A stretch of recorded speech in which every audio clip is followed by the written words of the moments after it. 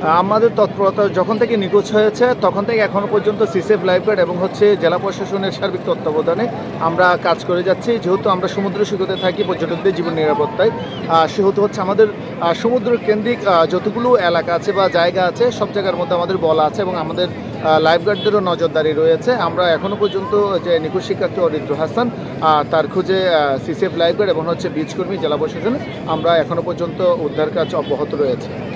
আসলে যেহেতু সমুদ্র সৈকত বেশ উত্তাল থাকে এবং বৈরী আবহাওয়ার কারণে যেহেতু এত বড় একটি সমুদ্র সৈকত, আমাদের ধারণা হয়তোবা সমুদ্রের এমন একটি জায়গার মধ্যে আছে যেখান থেকে এখনও পর্যন্ত কুলে ফিরে আসেনি, হয়তোবা আমাদের চোখে এখনও পর্যন্ত পড়ছে না যে জায়গাটিতে আছে, হয়তোবা এখানে মানুষের হয়তোবা পথচিহ্ন নেই, এরকম হতে পারে। তবে আমরা আশাবাদী যে আমরা অন্ততপক্ষে শেষ অবশিষ্ট অংশটুকু হলো পাবো, অন্ততপক্ষে পরিবারকে ফিরিয়ে দিতে পারবো, সে আশায় কিন্তু আমরা এখনও কাজ করে যাচ্ছি।